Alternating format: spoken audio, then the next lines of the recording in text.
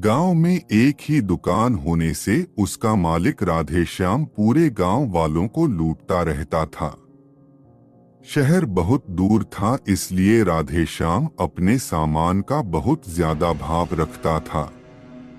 गांव वालों को मजबूरी में सामान लेना पड़ता था। लालची राधेश्याम कभी कभी गरीबों को उधार में सामान दे देता था। बदले में दुगना तिगना ब्याज लगाकर कभी उनके घर के बर्तन, कभी उनके पशु अपने कब्जे में कर लेता था। गांव में दिनेश नाम का एक किसान रहता था।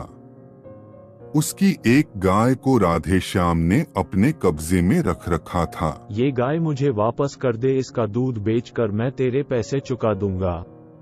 ऐसे कैसे वापस दे दूं? पहले पूरा कर्जा चुका फिर गाय ले जाना। राधेश्याम की बातें सुनकर दिनेश को बहुत गुस्सा आया।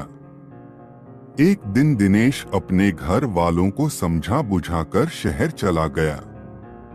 शहर में सेठ रतिराम की दुकान पर नौकरी करने लगा। रतिराम की दुकान पर नौकरी करते करते उसे 1 साल हो गई। वह पैसे घर भेजता रहा। इसी बीच उसे दुकान के पूरे सामान की जानकारी हो गई।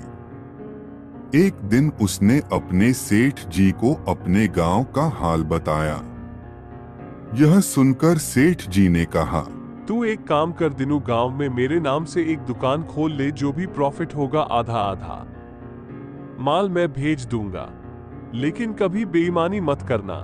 मालिक, इसी बेईमानी ने तो मुझे शहर में लाकर पटका है। मैं तो बस उस राधेश्याम को सबक सिखाना चाहता हूँ। दिनेश ने गांव जाकर ठीक राधेश्याम के सामने एक दुकान खोल दी।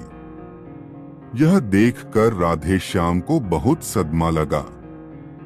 वह फटाफट दिनेश के पास पहुंच गया और बोला, क्यों बे, ये दुकान खोलने के लिए पैसा कहां से आया और मेरा कर्जा कब चुकाएगा? पहले मेरा कर्जा चुका, नहीं तो ब्याज बढ़ते बढ़ते इतना हो जाएगा कि ये दुकान भी मेरी हो जाएगी। राधेश्याम की बातें सुनकर दिनेश उसे उसके पैसे दे देता है। कहीं डाका डालकर आया है क्या?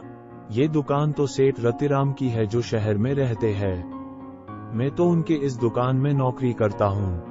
एक काम करते, तेरा सेठ तो शहर में बैठा है, उसे क्या पता तू कितने का सामान बेच रहा है।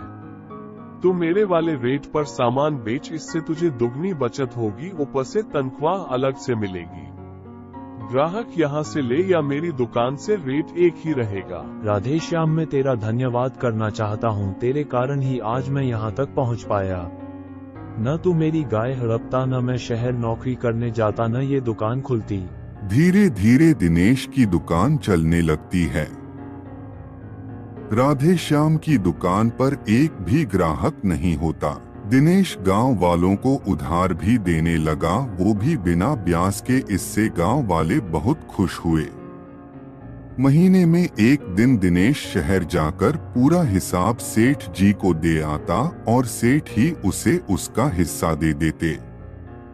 धीरे धीरे अब उसने दूसरे गांव में भी दुकान खोलना शुरू कर दिया। इधर राधेश्याम की दुकान का सारा सामान सड़ने लगा, उसके आटे में कीड़े लग गए। राधेश्याम बहुत सस्ता सामान बेचने लगा, लेकिन दिनों के व्यवहार के कारण राधेश्याम से कोई कम पैसों में भी सामान नहीं लेता था। अब राधेश्याम को उसकी लालच का सबक मिल गया था। तो आज की कहानी से हमें ये सीख मिलती है कि लालची इंसान जीवन में कभी सफल नहीं हो सकता। लालच का घड़ा किसी न किसी दिन फूटता ही है। तो दोस्त